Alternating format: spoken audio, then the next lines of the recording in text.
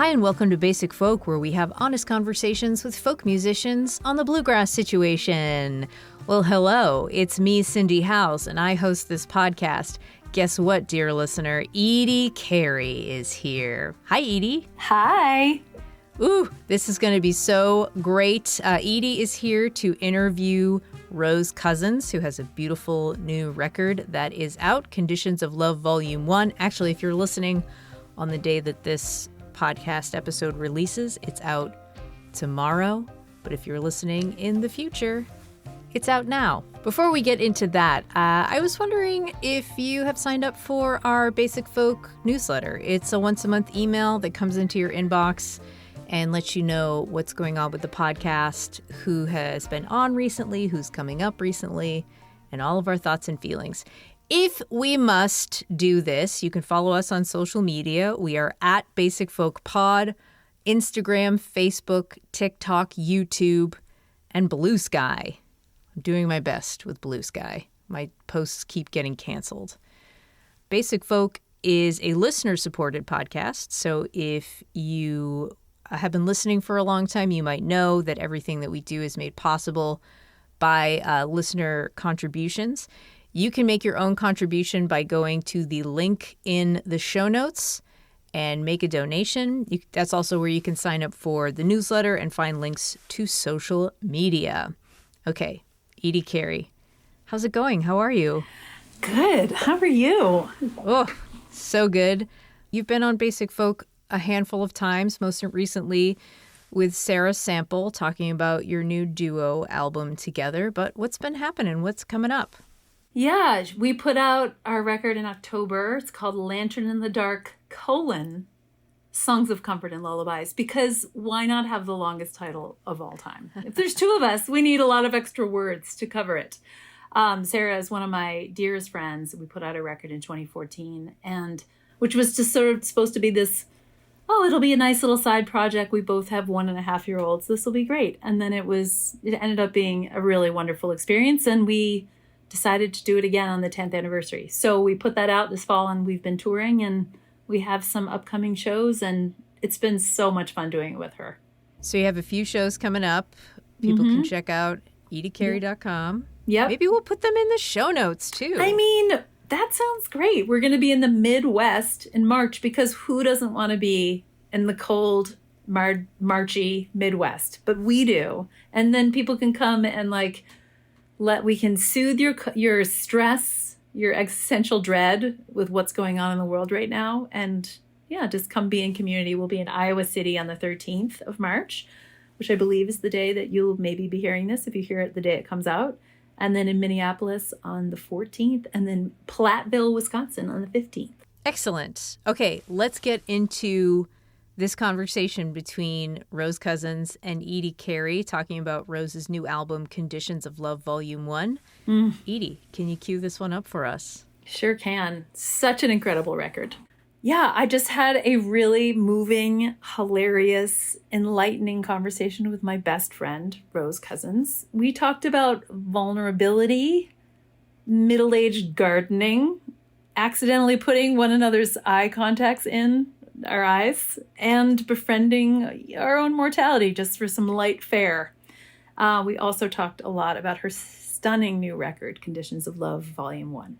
All right, we're going to actually hear clips from the record throughout the interview with Edie and Rose, so please sit back and enjoy Rose Cousins in conversation with Edie Carey on Basic Folk.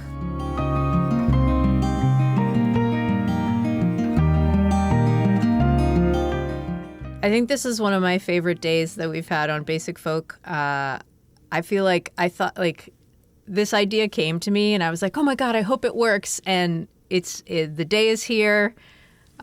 Rose Cousins and Edie Carey, welcome to the podcast. We're all best friends. Hey. This is so exciting. It is. Well, we're here to listen to you guys talk about Rose's new record. But before we get into that, I have a couple warm-up questions for you both. Okay. To talk about what your friendship is like, because it is a pretty unique and special friendship in the folk community. So let's just start, because I feel like you guys are like in constant touch with each other. So what does your like day-to-day interaction with each other look like? Roseanne, do you want to take that? How many times have we already talked today? 38? 42? 93? Oh man, it's interesting. We could probably talk forever, but it is the ultimate in witnessing somebody's life and not living in the same place, but like really, that ticker tape of thought that goes through your head, all day, and you're trying to figure out how to be a human being, and Edie's trying to figure out how to be a mom and a wife. I'm trying to figure out how to, do it. We're trying to figure out how to do our jobs, and be in relationship with people, with basically just being alive. And Edie and I are in constant contact about that through an app called Voxer, where we're just constantly sending each other the ticker tape. Sometimes we're mostly just like talking about what's happening in our day, things that are challenging us. Sometimes we cry into it. Sometimes we crack each other up into it. And it's I would hashtag that as a constant contact. Yeah, it really is. I believe, tell me if I'm wrong, but I think we started using Voxer during COVID. Was it COVID? I feel like it might have been. It was before COVID. I was around that time because I remember it was funny. Our experiences were so different in COVID because I felt covered in people all the time and no one would go away. And so Voxer with you felt like this, like, I can have this alone, like, mom, friend, musician space.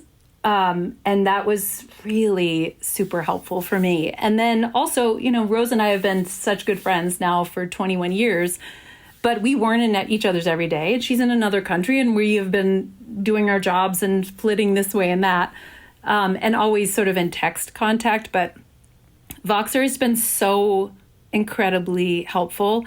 If we tried to actually speak in real time regularly, which we do sometimes, but it would be near impossible with a 3-hour time difference and just totally different lifestyles. But it is such a godsend to be able to talk to your best friend in another country throughout your day. I feel like it's this little like stitching together of experience and hilarity and ugly crying and comparing notes on death. There's so many layers to it, and I'm so grateful for it.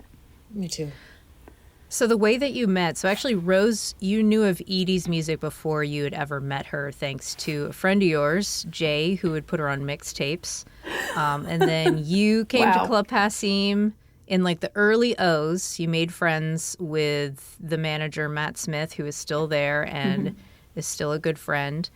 Matt put you in an opening slot for Edie. I don't know if you guys have any memories of that night, but how were the early days of your friendship? Was it like an instant connection? Was it slow and steady? I want you to answer that. I really loved Edie's music before I met her. I was losing my mind that Matt put me in the opening slot for her. It was a double header. And 2 shows in one night. 2 shows in one night. And I immediately knew we were kindred, but I was also a fan. So I was probably doing an interesting dance of like wanting to crack her up and also just immediately learning things from her, like watching her do her show, watching her interact with fans at the merch table, watching what she would do before the show. I'm actually curious to know what Edie's, because I know my interpretation. I like absolutely would have fallen in love with her as a person. And that level of that ridiculousness that Matt has and that like magic that he has of putting people together. You know what I mean? And like my story is that I like kind of stalked Edie for a little bit after those shows because she played this song that I loved so much. And I really wanted to be friends, and I loved her music since the 1900s. And long. So I don't actually know. Like I don't actually know if I've ever heard Edie talk about that first show, but I remember just being like a sponge and paying attention to what she was doing. And I always give her credit for really teaching me how to do this job, because she absolutely took me under her wing and took me across the States with her. And I I really just learned the bedrock of what I understand about this business. I learned from Edie. That's so nice. I mean, you say that, and I've heard you say that, and it's just so incredible to me, just because where we are now in our lives, that you felt that way about me is just moving and wonderful. My experience of you was, I loved your music, of course, immediately. You definitely were not your goofball self. You were more serious and a little more quiet, but I could tell there were like glimmers of like, oh, she is like a complete like goofball, like Matt is and like I am. And then you wanted to learn my song, What Love Looks Like. And I remember, I think you left me a voicemail or an email saying you wanted to learn it. But because I'm self-taught on guitar, half the time I have no idea what chords I'm playing. So I was like, well, Jesus, I don't even know what half those chords are. They're not like they're very made up. To me, a true trained guitarist would know exactly what they were. But I was like, I'm going to have to draw pictures. Like, I don't even know how to show her. So I think I avoided it because I was like, I don't know if I want her to know how little I know about music theory. But then I think so then I was like, on tour and be like, I should really get back to Rose to tell her how to do that. Also, because I was so touched that you wanted to cover my song. And then I think you reached out again and I was like, and then that's sort of how it began. And then I think we got booked again for something a couple of times in Boston. And then it kind of just spelled out from there. And then Rose's sort of more private self that she has when you first get to know her, sort of kind of began to disintegrate. And I realized what like complete, as my mother used to call people who have great sense of humor, and like she would call them people who had free heads. And I could tell that she had a free head and was like up for all of it. And I was like, she is my people. And yeah, then I took her on tour with me in 2006, which was about 2 years after we met, I believe. And that's really where our friendship kind of became what it is and has continued to evolve ever since. So from what I understand of your friendship, just from talking to you both about each other in different interviews, you are the type of friends that will like call each other out on things. Yes. Which I always like completely respect and admire somebody who does that. If a friend is looking for me to do that to them, I will not do it. I am just the worst. But you have been through some really hard stuff together. There's honesty and trust in your friendship. So this is a two-part question. What can you say about a friendship like this where shortcomings are being confronted? And part two is how, if at all, has this impacted you on a musical level? Rose, you want to tackle that? Yeah, I mean, I've said this to Edie so many times. I think like Edie has played a huge role in holding up a mirror to me in the most loving and benefit of the doubt way, to show me what it's like to be in relationship with me in the various modes of life, whether it's working, personal, interpersonal. She was the first person in my life to do that, and I feel like I'm going to cry. But yeah. Oh God, here we go. Yeah, it's yes. the honesty, the honesty that we have in our relationship is such an integral ingredient to my growth as a human. For sure helps me plumb the depths of my songwriting. You know, that on top of everything that she's taught me about how to do this job, how to do a Kickstarter campaign before Kickstarter ever existed. Her generosity it's like 360 generosity. And I always say she's literally the nicest person that I've ever met. There's no one nicer than Edie Carey. And the fact that she's my best friend and the love is like this is the highest. This is what love looks like, which is the name of the song that I was tracking her to try and find.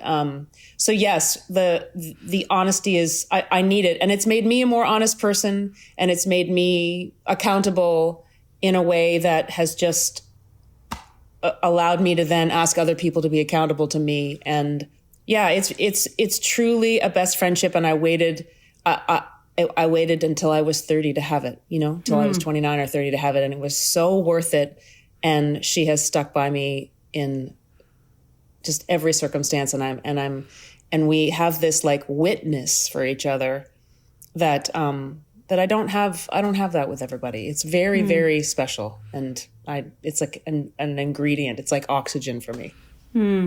Well, I don't know how to, I wish what everything you said was just written on a piece of paper and I could underline and highlight and put exclamation points by everything you said, because absolutely that's very true. And I so appreciate that I've been able to be that for you and you have been that for me. I think you have been someone who has such a clear sense of who you are. You have really good, healthy boundaries in your life and in your job. And I remember at my rehearsal dinner at my wedding, you said this is a math theorem. There's, Edie Carey is the nicest person in the world. And it was the kindest thing you could have said about me. And yet it's so interesting because what a wonderful thing to hear someone say about you. And at the same time, it has also been this, oh, okay, being nice is great. And also learning to have boundaries along with the niceness is also really good. And I feel like I have helped you open up and soften in so many ways and being more porous because you have a more protective layer than I do. And I feel like you have taught me to shore up my protective layer. It's like we've traded skills and it's been incredibly helpful. I think we're going to be working on these things until we're dead, until Voxer goes out of business. But never will. We're going to start our own app. It's going to be called Best Friends. Constant contact. Best of Friends. I think that one already exists. It but does, we'll come sadly. up with it. It's going to be called, we always start our Voxers, hi, best friend, which is why I started, you'll see later, I start my conversation with that, whether that will stay in or not. But it should be called Bast Friends, which we always spell B-A-S-T. Bast. F-R-A-N-D-S. Best Friends. I need to get this app. I think somebody tried to get me to download it the other day, and I was like, what? You have to be very careful about the people with whom you do it because it's really intimate. And it's also like, I don't even want to say upkeep, but it's like, I have 3 people that I Vox with, and that's it. And Rose is like the primary one. But yeah, you got to do it with the people that aren't going to be mad if you don't respond for a little while. And the people, I don't know, with whom you feel the most safe, I think. Wow. It's really great. Best friend tips and Voxer tips. We're here to Edie help. and Rose. Mm-hmm. So what do you say I put my microphone on mute, Edie, and you take it away? All right. I'm going to take it away. All right. This is very exciting to be speaking in real time, looking at your facial region 3 hours ahead of me. You're in the future in Canada. I'm in the future. Now. Mm-hmm. All right. I'm just going to get right into it. Here we go. One time when we were on tour together in the early days of our friendship, we were both getting ready in some random dimly lit bathroom. And somehow I managed to put your contacts into my eyeballs. I'd completely forgotten this. I knew right away something was terribly, terribly wrong. And I was like, she's going to be so horrified. Anyway, I remember us cracking up hysterically because how the hell does that happen? How do you do that? And also, ew. And also, oh. Anyway, remembering this story totally cracked me up. And it led me to this question. Okay. If there were anyone whose eyes and experience you would like the chance to actually see through, who would that be? Who would you choose now? And who would 12-year-old Tiny Rose have chosen? Oh my God, I needed this question in advance. Do you mean in life? Whoever. It could be a musician. It could be a human that you deeply admire or want to understand better. My first instinct is, it's without thinking it through, and I guess it doesn't matter because if it's my first instinct, it must be true. The people's experience of life that I would be curious about would be my grandmother, my late grandmother. Mm-hmm. And part of me is I don't know if I would have wanted to experience what she did. Mm-hmm. it's interesting. I don't know if I feel like I need like 20 minutes to think about this question. Would you say that's your now answer, or would your 12-year-old self have chosen that? I don't know how to answer this quickly, or whether that's like what I want my answer to be. Well, you can let it marinate. Yeah. Like, I'm just trying to think of why I would want to see something through someone else's eyes. Mm-hmm. My grandmother probably would be one of them. I think maybe my 12-year-old self or my younger self would have been curious about her experience. She was a very significant character in my youth, and someone who I revered, and someone who I perceived as exceptional, Yeah. And I know she struggled a lot. Mm-hmm. So, is it combined with, is like wanting to see through her eyes also combined with just like wishing that I had had more time to get to know her? But it's like, as a grandkid, you don't really get to know a grandparent. It's not really a thing that's available in a way, you know what I mean? Like in a way that my adult self, maybe it's the same for both. You know what I mean? Like maybe my adult self is reflecting back, and I think there was just a wisdom and a calmness that my grandmother had, and she experienced incredible duress. And so maybe that is what the answer is, and it's both. Both. I think there's so many people I'm curious about, but if it were to, something that affects me both as an adult and as a kid, I would say probably my grandmother, Ellen Cousins. I have to tell you, that's actually who I thought you would say, because I know how deeply important she was to you. I always remember the photograph you had of her hands. I believe, was that after she passed? Mm-hmm. And I feel like there's something that happens so often in families, I feel like, where there's this deep connection that sort of skips a generation. Like where if you have, she's the mother of your dad, if there are parts and sort of gulfs of areas that you don't understand about your own dad, sometimes jumping to the next generation, you can understand more, which is why she jumped in my mind too. So I love that you chose her. Not surprised that you already knew. Check one. That might be the only one I get right.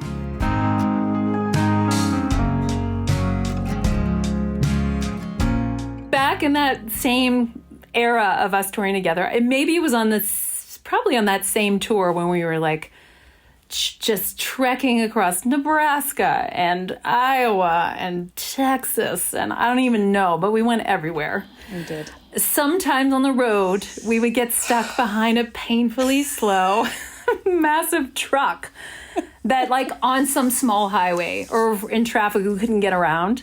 Yeah. So we would pretend that our hands were spatulas. You know this. And palms up. I wish people could see this, but palms up. We'd sort of like scoot it. Like we were scooching it under all 18 wheels. Yeah. And then just like flip it. It's a very abrupt flip. And it would like flip it off into like the Iowa cornfields. I mean, we weren't like wishing their deaths, but we just needed them to move. We needed them to get over. Yes. So this never failed, and clearly never fails to make us laugh. But it was so satisfying to think we could just like eradicate a barrier that easily, and so in such a hilarious fashion. Mm-hmm. Okay, so here's your question. Okay. If you could spatula anything off your path or out of your life. Okay, and these three categories. Oh, here we go. First one is emotionally, like an emotion maybe you'd like to eradicate. Creatively, and logistically. What would those things be? Oh, I mean, the emotions that I always joke about wanting to eliminate, and in this case, spatula, would be, shame and vulnerability and embarrassment. I don't have a lot of tough times with guilt, but probably guilt for. I would do guilt for you. Mm-hmm. I would spatula guilt out of there. Thank you. I need that. Yeah. And yeah, I think those would be it. Longing is hard. Mm-hmm. And at the same time, you know what I mean? Like we can't spatula them. No, you can't. And you can't spatula them.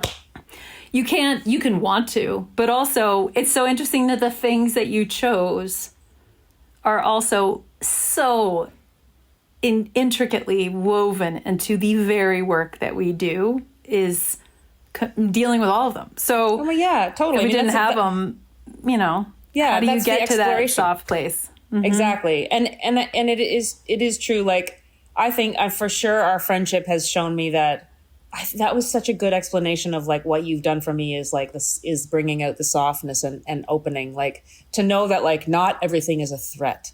Mm-hmm. And I grew up in a place where it wasn't a safe place for emotions. And it was not a place where you talked about your feelings. It wasn't a place where you got asked about your feelings. Yeah. And so I just did all that processing on my own. And you really taught me that I can be ashamed. I can be vulnerable, and I can still be loved.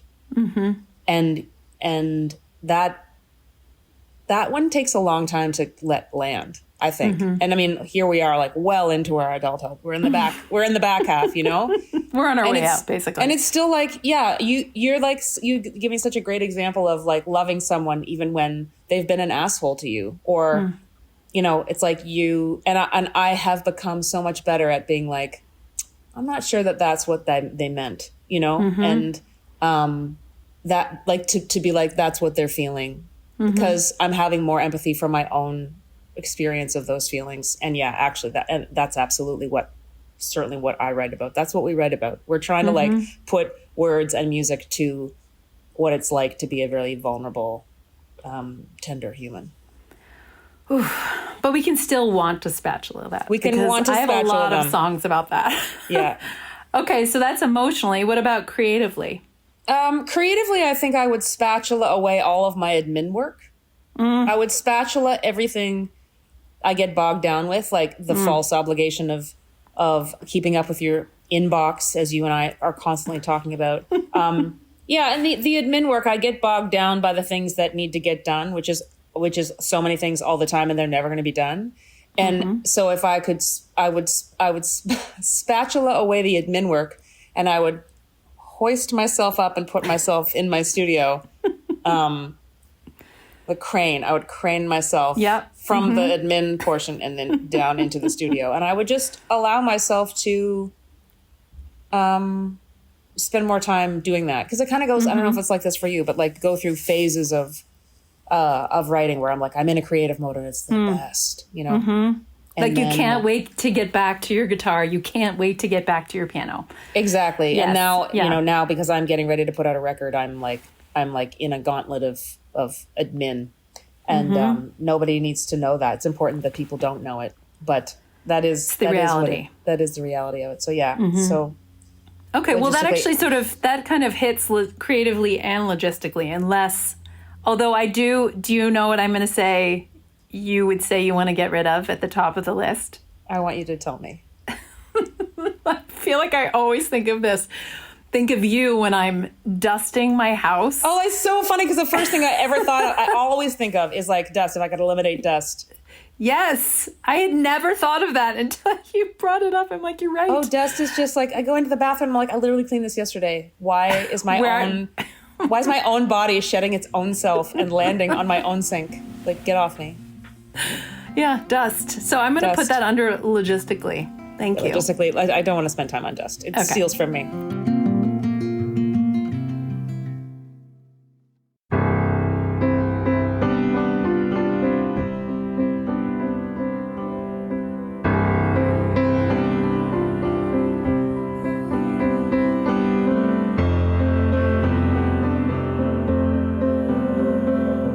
When I was prepping for our conversation today, I was listening to your record while I was in a cafe, and there was lots of noise in the background. There was like cheesy, frenetic pop playing, and I was like, oh God, how am I going? I mean, I'd already heard your record many times, but I was kind of like wanting to just play it on loop. And the minute To Be Born begins, which is really the overture, an instrumental overture on the record, I was like, what was I worried about? It was completely transformed. The way you play that piano part is so like, oh, whatever you're doing right now, you will be paying attention to this right now. It feels so kind of wistful and hopeful and lonesome and just like this window kind of opening into your past. Now, I know that you grew up on PEI. I know where you grew up. I've seen your childhood home. So I immediately picture this like small version of you. And maybe I've been watching too much Anne with an E, but I just see you kind of like this 12-year-old version of you in your 1980s clothes, like walking slowly across the field while that music is playing, deep in your childhood, looking out over the red cliffs down to the water. That is what I picture. It feels, that's what I hear. I'm just wondering if you're actually thinking and experiencing when you wrote that and when you play it now. Because as a songwriter, your lyrics often play that role. And in this case, the music is just telling the story. So I'm just curious what that song represents to you. Oh, I mean, that's such a beautiful description. I do think that you've described my inner landscape. Like, I think if there was a geographical representation of my landscape, that you've described it. And, you know, the record in its entirety is on piano, which was my first instrument. And I first only ever played instrumental music on the piano. So I think it's kind of a reclamation of or an admittance of my first real true love, and allowing myself to play the piano like that. And it is the first track on the record, and it is the representation of being born, the beginning of something, the grand entrance, the turbulence of coming into like what could be a beautiful world, but that's entirely unknown. So it musically represents so many things. The beginning of the journey of the songs on the record, my beginnings as a musician and my relationship with the piano, and I'm playing it on this piano that I got, and it was the thing that made me be like, I will make a record on this piano. So, and I think there's you know what I'm talking about. Like you already talked, well, you know what I'm talking about when you're someone like you and I who don't read music, we don't write it down, we didn't study it. There is that thing of like, who am I to play an instrumental song? Who am I to think that I can blah, blah, blah, which is just at this point, me calling myself out and being like, I love movie score is the first thing that I loved. And it's the thing I thought that I would spend my time doing. And I hope to do that. And I'm so deeply moved by the piano. So it really is a weave, absolutely, from my childhood to the moment of beginning of this record that I've made now in my 40s. Yeah.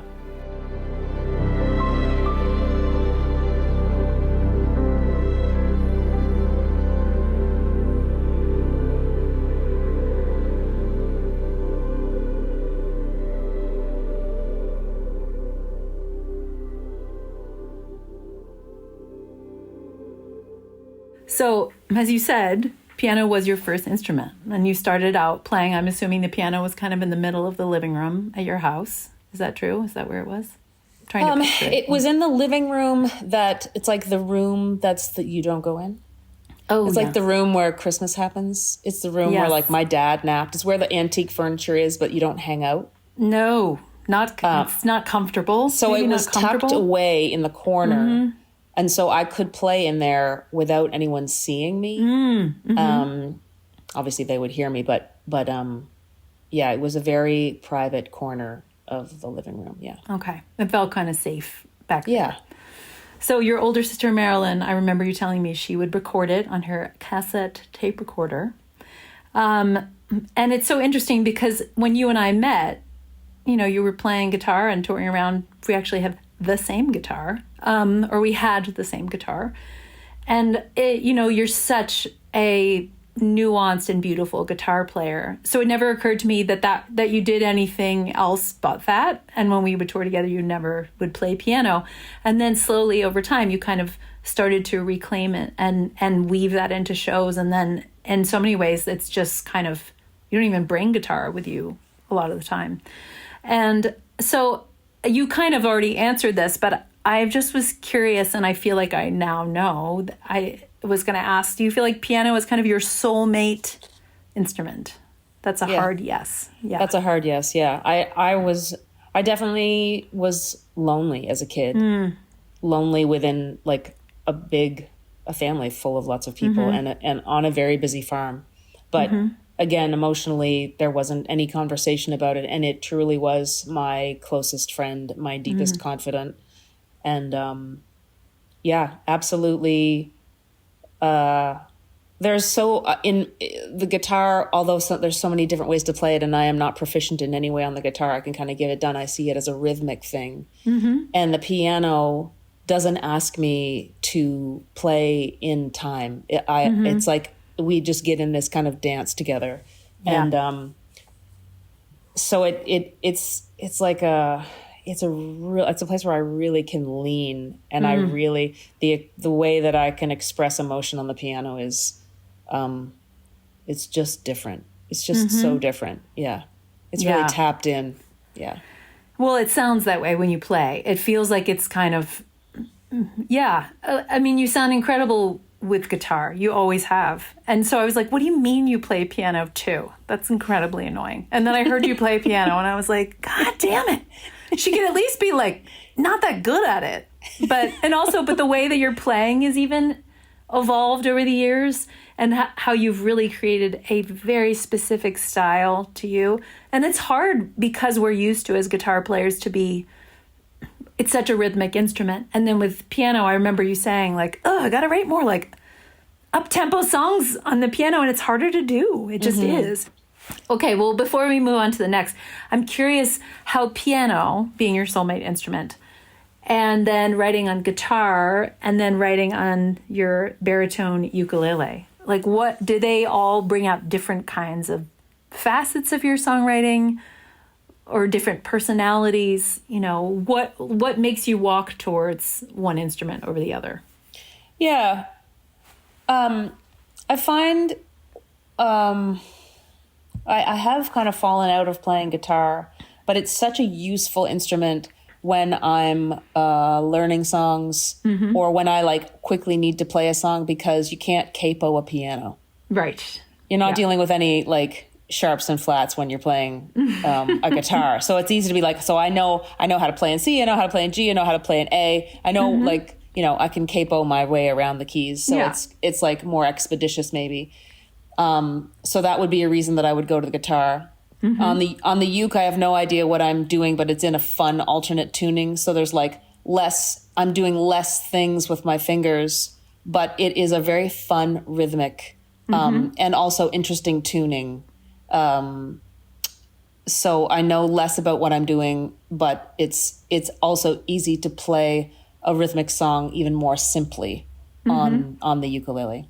And then the piano is just like, the piano is probably the only thing in the world that holds me and that I trust in. When I go and I'll go and sit down at the piano and I say, I'm just going to see if there's anything in there. And I trust it. And it is, now that I have my own like real piano, my relationship with it is expanding. To be able to, even in the overture at the beginning of the record, to be able to play that octave low C. Yeah. You don't often get to play a piano unless we're like at a theater or something that really has a beautiful, like actual, like audible low end. And there's something about, it's just such an intimate relationship to be playing a real piano. It's so much different than a keyboard and headphones, although that can be a beautiful space to be in as well. So I think the piano is like a really, really good friend, and the like a deep, intimate, close friend like you and I, and the guitar is like trusted and reliable. And the ukulele is kind of like, let's just have fun. What's in here, kind of thing. Totally. Did you write Love Comes Back on baritone uke? I did. With Rose Cousins and... Who was your third with Rose writer? Polenzani. Sorry, you're Rose Cousins. I'm Rose Cousins. I always confuse the two of you. Yeah. With Rose Polenzani and Annie Annie Lynch. Annie Lynch. Yes. Yes. It's one of my favorite songs. Even if I didn't adore you, that would still be in my list of one of my most favorite songs of all time. I'm so glad. Good. I'm so grateful to both those women. It just happened. It's just the best way that it happens. Like Annie and I had met up to do a write, and I just listened to her talk. And she was talking about the same stuff that Rose Polenzani had been talking about, being a mom. And I just was walking around the room playing the riff. And Annie and I got started, and then I was like, we need to pull Rose in because you guys are literally talking about the same thing. And and pulled it together. And it was a real triumph. I love that song as well. And the music video is just an ugly cry fest. An ugly cry fest, which, as we all know, I love. Thank you. Welcome. Thank you. You're welcome. We're going to stay on the piano tip for one more question, and then we will venture elsewhere. You recorded every vocal and piano performance on Conditions of Love at home with this gorgeous grand piano. And then you would send the tracks for Josh to add layers to them. I'm curious if recording at home with no one else there, maybe late at night. I was about to say early morning, but I don't think that's probably the case. We all know that it's not early we all morning. know that that's me. That's not you. Yeah. With no one else there, did you feel like that was, a way to elicit maybe access to emotions you otherwise could not have with someone in a control room pressing buttons? 100%. Absolutely. It's something I've dreamed of doing. And there's this, and I feel like you're going to know what I mean. There's a way that we play for ourselves that we kind of don't. It's hard to get that way that we play when we're by ourselves to be the same in front of people. And I've always wanted to be able to do that, to have that like relaxed freedom and to see what happens. And so yeah, I loved it. I loved it so much. And on top of that, just feeling like capable of recording and exporting tracks, and like being able to actually just execute that with a new level of confidence. And not like and if I had a problem I could ask Josh, but yeah, it was really cool. And several songs, but one in particular, That's How Long I Waited for Your Love, I recorded it so soon after I wrote it. And I know you know exactly what I mean when a song is fresh and you capture it when it's fresh. It will never live like that again. Yeah. And I listen to that now and I'm like, I hope that I can play that song that way live, because I love that it was such a baby when I put it down, and I did it late at night. And it was great. I loved it. Having that kind of autonomy musically, I think when so often we're not kind of, some artists love the gear part of it and they love getting all the sounds and doing the things. But I think often that can take away from the experience, either doing it on your own where you're so caught up in whether you're having issues with it that you can't even be present for the performance. But I feel like there's a depth of emotion and intimacy in these vocals. Like your voice is a million miles wide on this record. And I think that's something that you can't do when you are being performative in how you're performing, if that makes sense, Yeah. Because there is awareness of someone witnessing it. And when it's just you alone, there's just a really palpable intimacy that you hear in your vocal. Yeah, I give a lot of credit to... Like Josh came, we actually did our mic setup 3 times, and he has we had this mic and created this monitored world for me that was what I felt like ideal conditions for singing in a way, like you're talking, like singing in a way that I don't normally get to. So it's like I'm really in my own zone, and I'm not worried about being too close to the mic. I'm just dealing, I can work the mic however I want to do it. Yeah. I can see the track going down to see, it's like the zone that I had and the mics that I had and now I've replicated all the mics because I needed to keep this set up. I definitely feel like I got to sing in a new zone or a more full wide zone. Yeah, it was noticeable, and your voice couldn't sound bad if it tried, but it is absolutely, the emotion was so present, and you could tell that you got to be in your own space while you were doing it. So I would imagine, thinking about future records, it would be hard to think about not singing like that. And now you're empowered to do exactly what you've done, which is great. Yeah. I am the wolf. You are the man. We're both doing the best we can. You don't have to chase me into oblivion. Back in 2023, I came to visit you in Halifax for a couple of days. I was in the room where your grand piano lives, and you played me your kind of baby bird versions of Wolf and Man, Denouement, and Forget Me Not, which of course totally undid me. And Harrington and I just sat and cried in the corner.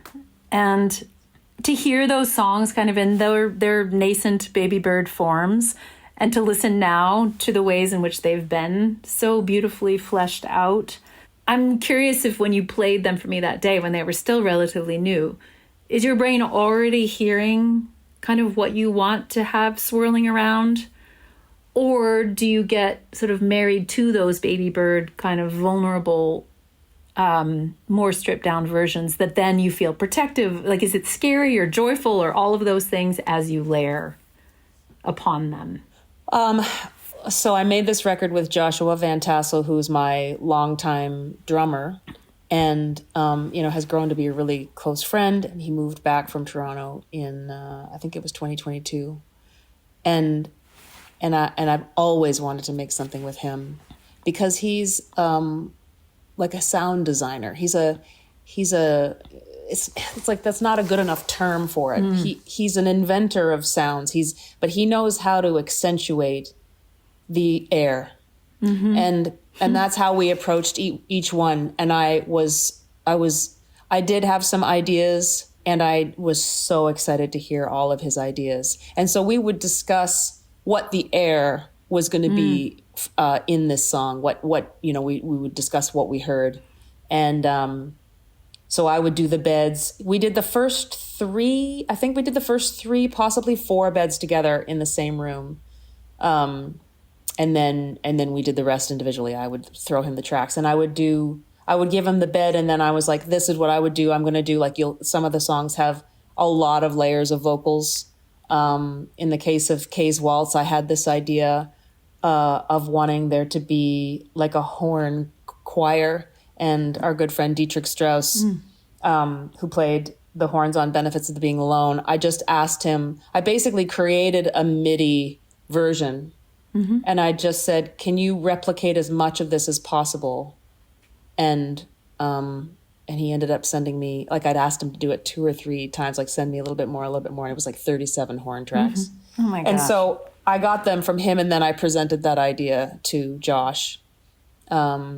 So it was cool. We were this was going to be the two of us doing it. And I absolutely trust him because we have a deep respect and a deep love for having played together a lot. And he also recorded Bravado with me. And I think during that recording process, we really learned a lot about each other. And he's a tender guy, my favorite kind of guy. So no, I didn't have any reticency. And there were very few, I don't even know if I can remember a moment right now where we were not on the same page. I think I remember certain Voxers of after you had gone out. He's in the valley, right? Is that right? He's on the South Shore. He's on the South Shore of Nova Scotia. That's right. And you would leave me a exuberant Voxer of like, there is just nothing more exciting than when someone adds a layer to your song that feels like this underscoring of the exact emotion that you intend to be kind of imbued throughout it. Yeah. And when someone speaks that language and they understand it implicitly, it's freaking magic. It is magic. It is magic. He is very magical.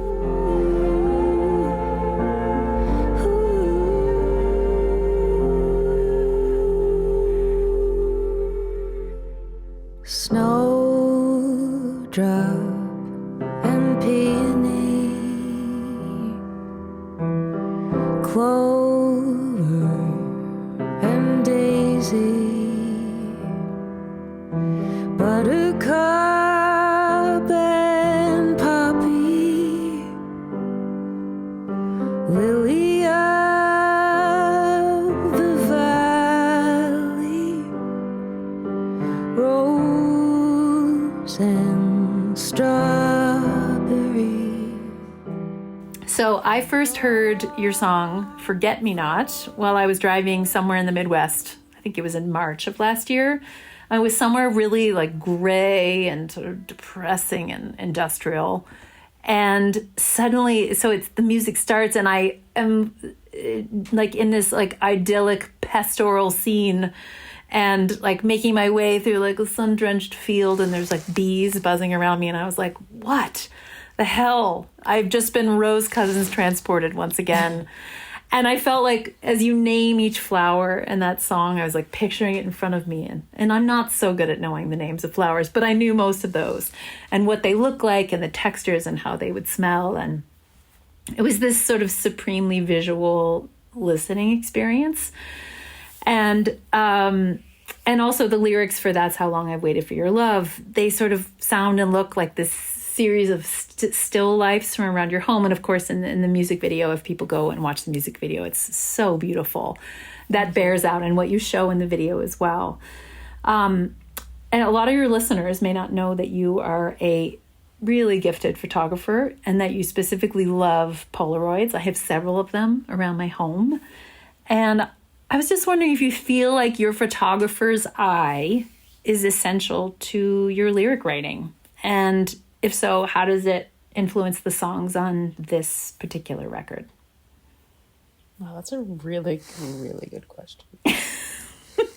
Just getting up close and personal. Wow, that's so interesting. Like, I do feel like photography is the way that I experience the world in another, and then the deeper world is the musical part. But it's interesting to think about, and I don't think I do think about them as married, but I do see, like, if I think about putting together, and you would know the same thing, it's like when you're putting together the visual aspects that will represent the record in the world, that really matters to me. And photography is always important to me. And this record I've put and invested a lot in the visuals for it, because the aesthetic, it's so interesting. I think about like photography, like I could see a photograph and be influenced by that photograph, but I don't know what the marriage is between. I feel like I need to think about this for a lot longer. I do see them like almost like in tandem, in parallel. That there's two ways that I experience the world. With my eyes and then with my eyes closed deeper down, which is where the music comes from. And then when I go to make a video, I'm thinking about what could possibly visually represent the feeling.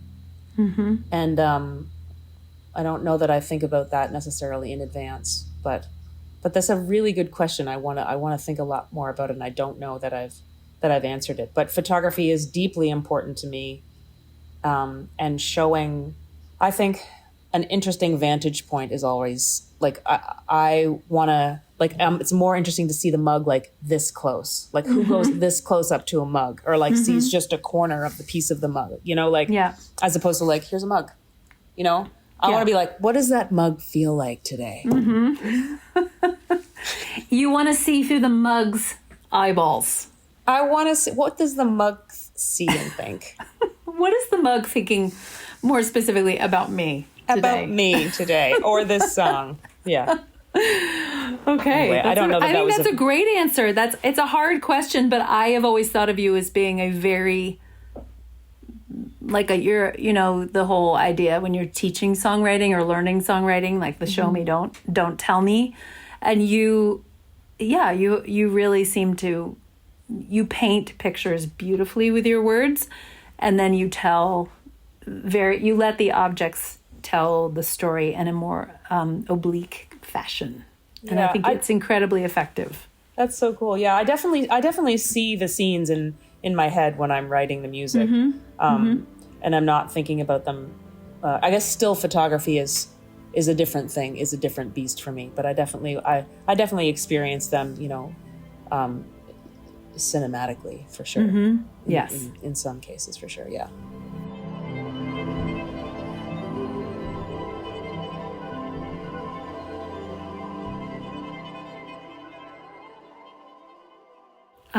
I watched and heard you become almost giddy with excitement about gardening in the last year, when it had never really been a thing that you did or had expressed tons of interest in before, even though you did grow up on a farm. What was it that changed in you that suddenly lit you up about growing something from a seed? And what is the crossover, if there is one, between your songwriting and your gardening selves? And what does growing things awaken in you? Okay, so I think I probably always dreamed of having a garden. But like never did the work to be like, how do you do a garden? And also like I tried to grow like and herb on my deck, like, and like there's deer here and it's just kind of futile. But I do think in the writing, like as a direct result of having a relationship with somebody who was pointing the flowers and naming them to me, which led to the writing of the song. I just was learning more about it and being like, oh my God, like dogwood. Holy shit, what a beautiful tree. I wouldn't have been able to name it before. And I'm like, I want a dogwood tree. You know what I mean? Like, and I also, I bought this house in the beginning of the pandemic.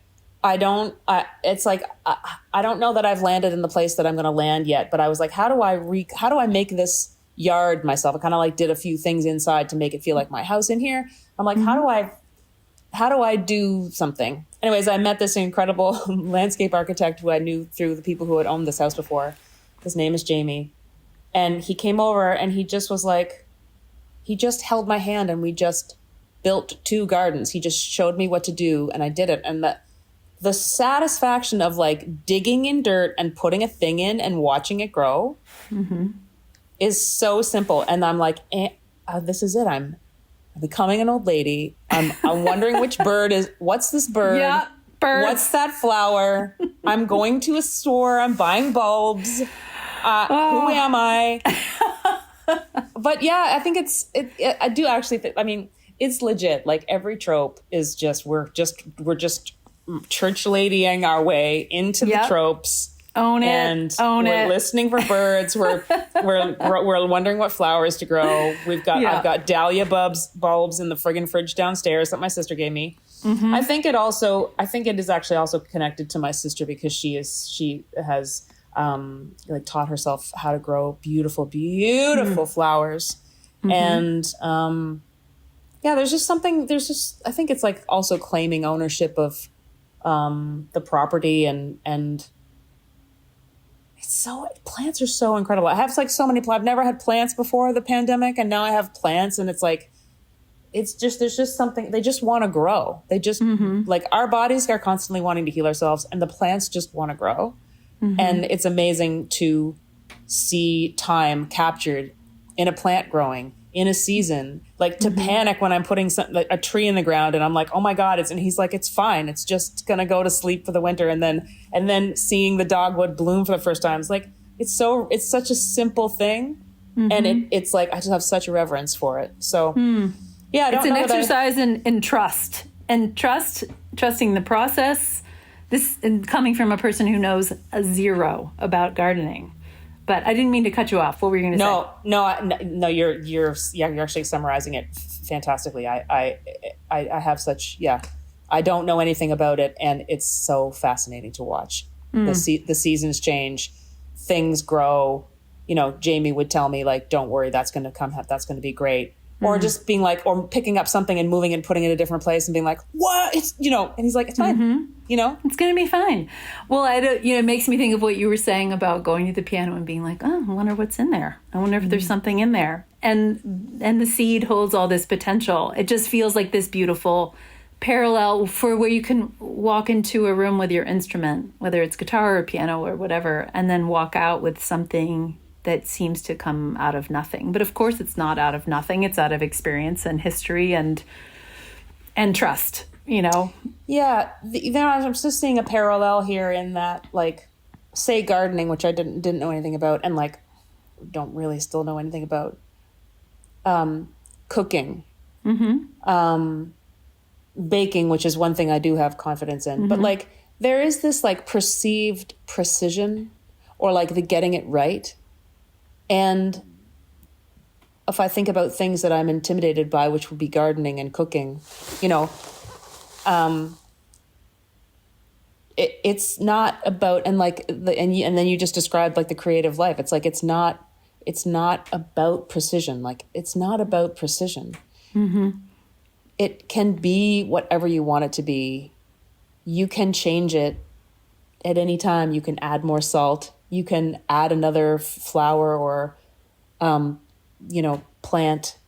There isn't any like way for it to be right.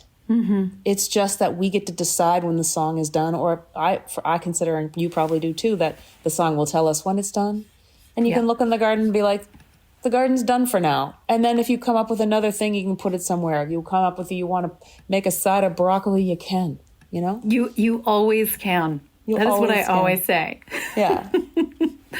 That's a beautiful answer. Thank you. I was very impressed when you dove in head first to gardening, and I just got nervous and sweaty because I didn't want to, but I'm so impressed that you are. Maybe, even though I am older than you, someday I will be struck with the interest in birds, although I do feel like that is ramping up.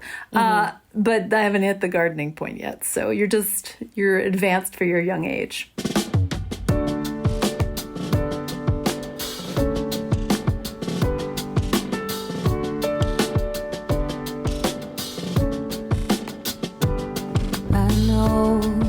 Love is hard to find. You wanna be the lake, you wanna be the one to shine, but feelings we feel are hard to define. Okay, so the year before COVID, you and I were driving to Georgia from Nashville. We were going down to play a show, and you played me The Benefits of Being Alone. Do you remember that car ride by any chance? You played me that song, and you said it was the first time you felt like you'd woven together your sense of humor, which is fantastic, and your normally kind of more serious songwriting. So maybe this one's not as overtly like funny, haha, but I Believe in Love feels like a similar weaving to me. Yeah. And the chorus, I believe in love, I really, really do, sounds like you really do. And also you're trying to convince yourself and maybe other people. Yeah. I totally believe in love. Absolutely. But then, so many factors, quote, rudely interrupt our movie scene. Yeah. And then there's the part when you get to the bridge where you say wild and free. And there's this kind of like dreamy sonic space and this reverie. And it has this like comic wistfulness about the freedom we might all still crave. Yeah. As much as we want to love and be loved by somebody. Yeah. So do you believe that, do you, Roseanne Cousins, believe that love and true freedom are in some ways mutually exclusive? And how have your feelings on freedom, which is kind of an ongoing theme in your songs, changed over time? Oh, these are such good questions, by the way. Fucking nailed it. Well, thank you. Cindy helped me so much. Wow. Good job, Cindy. Freedom, do I see freedom up against love? Have I historically? Yes. I do see them. I have seen them probably because I have experienced them in opposition to one another. Do I believe that is the only way that they can exist? No, I don't. I know that there are examples where people who are in romantic relationships hold each other's solitude with as much preciousness as they do their togetherness. Is it rare? Yes. It's not the norm. It's not the thing we're taught. And so, yeah, I think I experience myself in the wild and free. And do I believe in love? You know, it's like a never ending conversation. And like, thank God, you know, it is an evolution. And I do think that love can take so many different shapes.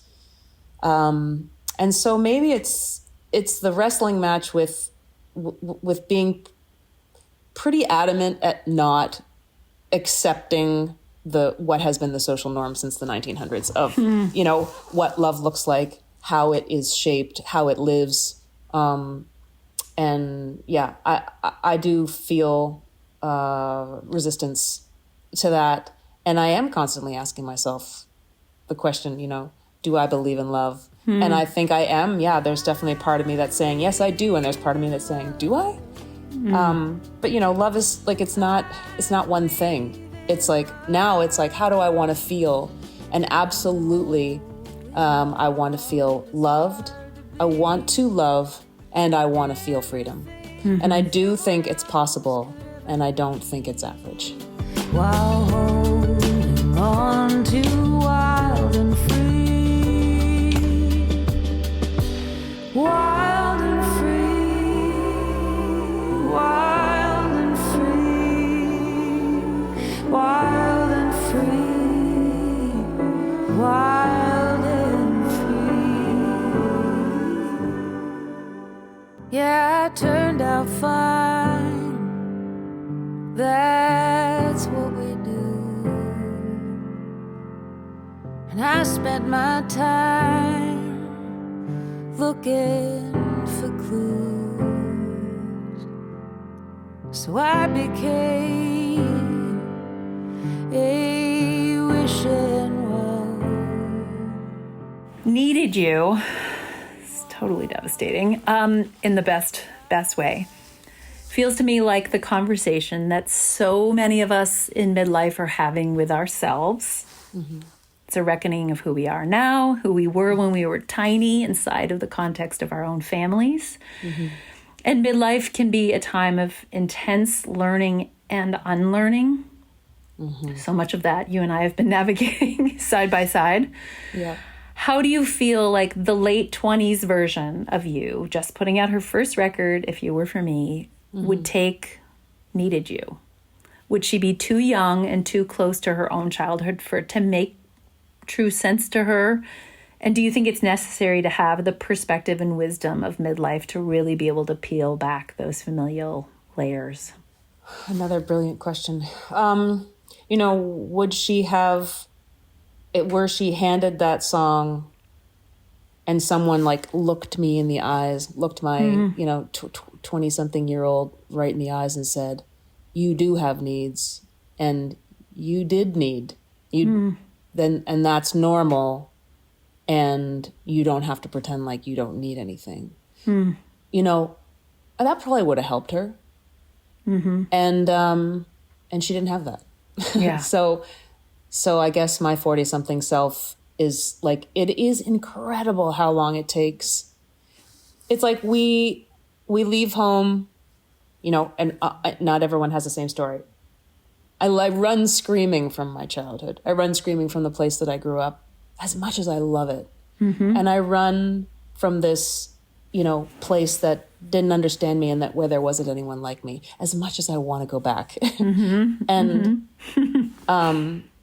And you can't get away from, like I run from my childhood only to just, here we are, we're just always going to have to face it. And like until we face it, it will be there for us to face. And it will come up. It comes up in it comes up in every kind of relationship. It came up in our relationship. You know, like what are the places that we push and pull? Where are we still fighting that, you know? And for me, man, the making of this record really is about maybe the irreconcilability of longing and need and acceptance. and, and a continued and hopefully forever lasting curiosity. But yeah, you don't, like, for me, my experience is kind of like, running from all the things that you were, or the place that you came that you felt limited by, and then only to just still be in the same room with that, like, poor dear little chicken who just actually needed me, but she needed, for of all the people that needed to not abandon her, it's me. And I definitely am trying to, like, keep her in the room and not pretend that she's there and not pretend that I have needs. And that's really hard because I like to think that I don't have any needs. It's just easier. It's way easier. I don't want to have them. I don't want, they're burdenous to me. They can be burdenous to other people. Yeah. I just like, don't want to have them. So just like, don't have them. It seems like a simple solution. It does. If you could just spatula them, just spatula those suckers right off the road. No problem. Everything would be smooth sailing. Exactly. You get it. You get me. I do, and this is why we're best friends. That's right. I needed you.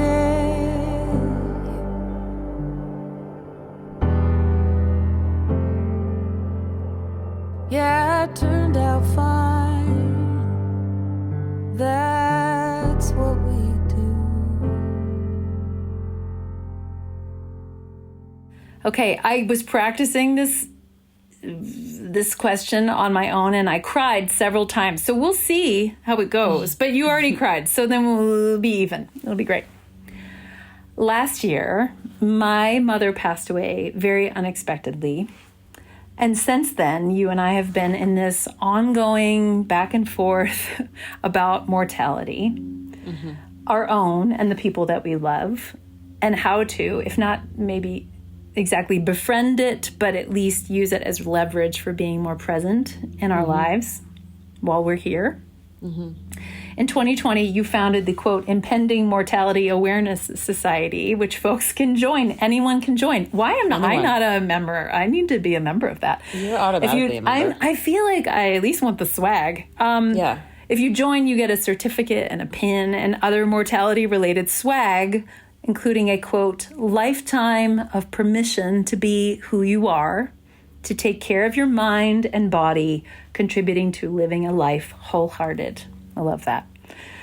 The last piece on conditions of love has only one line, which you repeat twice. How is this the last time you'll close your eyes? Your words are incredulous, while the music is somehow reverent and resigned at the same time. Do you think it's possible to approach our own mortality with true acceptance? Do you think truly accepting your mortality is the only way to live a life wholehearted? And how is your relationship with death changing as you're getting older? Those are all sort of the same questions. Jesus, Murphy. So, to Shazam. I had a very, what I feel like a very lucky experience of being with my grandmother, who I spoke about earlier, when she passed, and felt it to be the greatest honor. And death can look a lot of different ways, and you know that. And there was something about that which was like, I wrote a song called The Send Off after that. I was just like, holy shit, isn't it like, here I am to witness my grandmother's death, and she was there to witness my birth and hold me as I was nothing years old, you know? And it's this thing we do for each other where we're present at our own deaths, but we can't witness it for ourselves. And then we can't live to talk about it. And then it's this like baton. It's like, I'm going to hold my nieces and nephews and I'm going to watch them grow up and they're going to watch me die, you know? Like, so there's something that I find, I also have like, you know, I'm so, my biggest interest in life is the body. You know, I studied the body in school.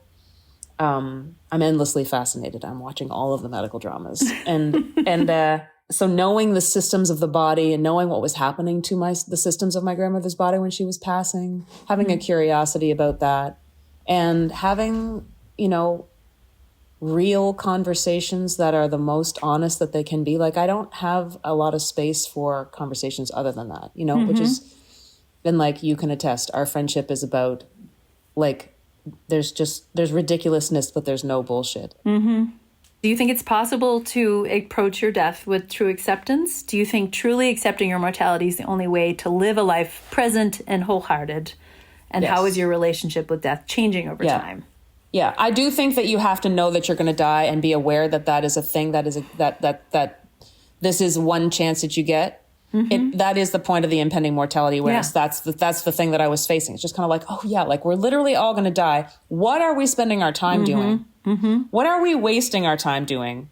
And what do you want to say to people? What do you want? How do you want to relate? How do you want them to feel? How do you want to feel? How do you want to your body? What do you want your body to be able to do?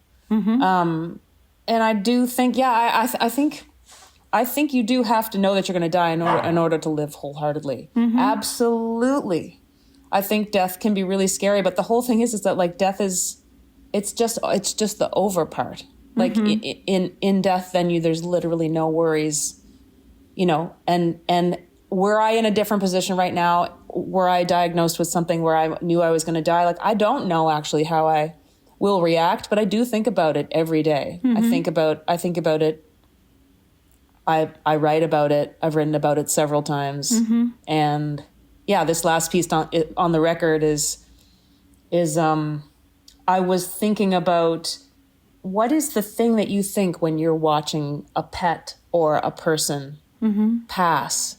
And the only thing I could think of being like, how is this the last time you'll close your eyes? How is it possible that there won't be another moment of this living thing being alive? How is it possible? You can't get your head around it. It's like you can't get your head around a baby being born. And you can't get your head around someone not existing in physical form anymore.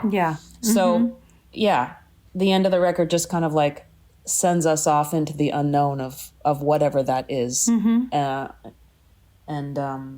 I'm so happy to be in the conversation about death. I'm so thankful for all the conversations that you and I have had about your mom's passing, and knowing her as a person, and kind of like being a distant witness to you going through the process of what that's like in getting through the first year of not having somebody there. The passing of my friend Cody in this, also in a sudden way, there's just so many different ways that it will pepper throughout our lives.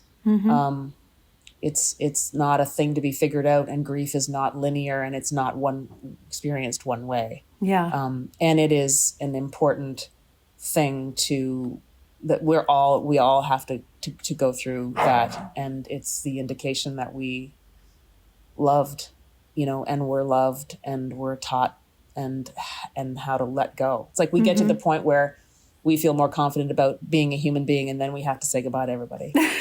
I know, it's kind of unfair. Just as we get into the real work and we feel fully formed and kind of reclaimed our earlier selves and wove that self back into ourselves. Yeah, it's a bit of a death punch. And then we're dead. And then we're dead. And then we're dead. And then we die. I do feel like, just to sort of wrap this part up, is to say that you have really, I mean, obviously losing my mom very suddenly in the way that I did, it kind of forced a lot of learning about making peace or trying to befriend my own mortality, and my father, who's still here, trying to be as present in those moments. But I feel like you have always kind of had this ability to do that long before I have, and I feel like I've learned a lot. And I remember our recent conversation where I was talking about how I feel really scared of death and of the nothingness of like everything that I love being gone. And you said something like, well, but then you'll just be dead, so you won't know. And I was like, right. But I realized you were sort of just saying like, hello, Captain Obvious, like you're going to be dead. You won't even know that you don't have it anymore. Yeah. And it made me laugh and also feel devastated, but it was so helpful to realize that if that's the case, if there is just nothing, then that's okay. And I realized I had this like leftover child remnant of fear around it. And here I am 50, and my best friend had to remind me like, oh, right, that's like, you're not going to be necessary. We don't know as far as we know, we're not in awareness in that. And that there is a nothingness, and that's okay. And learning to be as present for what we have while we are still here is huge. And you have been really good at kind of doula-ing me through that process. So thank you. A life-death doula? You're a life-death doula. Yeah. Living with death doula? Exactly. If you're ever considering another job besides gardening and like baking, you make really good granola.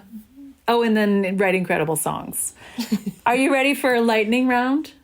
Oh, fuck. Okay. There's only 5. Oh, God. And okay. I really thought about these with you in mind. Okay. I kind of know the answers to some of them, but maybe you'll surprise me. Early morning walk or late night walk? Late night walk. Okay, that's what I figured. Full moon or tiny slivery moon? Ugh, any moon. Any moon. Oh, God, I didn't even think of that one. Any moon. You do love the moon. All moons. Everybody go watch Borrowed Light because the moon is the star of that video. Oh, did you see what I did there? Star, moon. Oh, nailed it. That's right. Okay, fluffy Harrington or fresh from the groomer Harrington? Oh, Annie Harrington. Annie Harrington. How did I not think of that? Of course, Annie Harrington. Come here, Bubba. Come here. Oh, He's staring at me because we're so far past. Can you see his little head right here? Oh yeah, he is over it. He's ready. We haven't been for like our afternoon walk, and it's already 5 p.m. He's over it. Okay, tell him we only got 2 more questions. Okay. What brings you back into your body? Stretching. Okay. You often leave me messages in pigeon pose. Weed gummies. We get really close to the mic when you. This is an ad for weed gummies. Yeah, a little bit of a weed gummy. Just a little corner, like is it a gummy bear shaped gummy or no? When I do it, like meditation does. I haven't been doing that enough lately, and you're inspiring me to get back to that. But also like playing volleyball, which I love, or like going to the gym. Being in your body brings you into your body. Yeah, moving your body. Yes. Yeah. She's also an athlete. What can Rose Cousins not do? Okay. All right, here's your last one. With whom would you like to hang out more besides me? 15-year-old you or 80-year-old you? It seems unfair because I don't have one piece of that information. I think my 80-year-old self is going to have a fun time hanging out with your 80-year-old self. Oh, yes. We're going to be running an in. Don't we know this already? We're running an in Nova I think Scotia. my 80-year-old self, I don't know, like my 15-year-old self was, she had a bit of a rough patch. I don't know that, I think that, we always talk about like the fact that we don't have to go back to junior high or high school. And I don't want to go back there. And I really care about my 15-year-old self, but I'm looking forward to knowing my 80-year-old self. I'm gonna have just so much advice for people, Oh, so much good advice. So much advice. And also, if you talk to your 15-year-old self, you could be the person that says, hey, I see you. I see all the things that you're doing and all the things you're carrying, and I just want to check in and see how you're doing. You could do both of those things. I definitely feel so conscious of my siblings' kids and talking to them with a level of inquiry of like wanting to know who they are as something that I didn't have when I was growing up. And they're such wonderful people. But yes, I think I would leave my 15-year-old self and celebrate with you on a front porch of our B&B that we're going to run when we're 80. In our matching muumuus and our Birkenstocks. It's going to be really great. That's right. Thank you, friend. This was so much fun. And I learned so much about you. And I already thought I knew you really well. But I loved doing this. You did so well. Thank you. You did so well.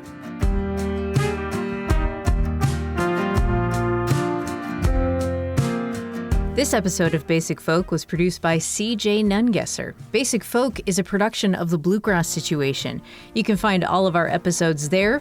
You can listen at basicfolk.com. You can search for Basic Folk on the SiriusXM app. Check us out on folkalley.com or Folk Alley's mobile app, or find us wherever you get podcasts. If you enjoyed this episode, you should share with that friend who makes you pee your pantaloons laughing. And if you accidentally put their contacts in your eyeballs, it's really not that upsetting. Okay, thank you so much for listening all the way to the end. You are truly the best, and we'll talk to you next time. Bye. Bye.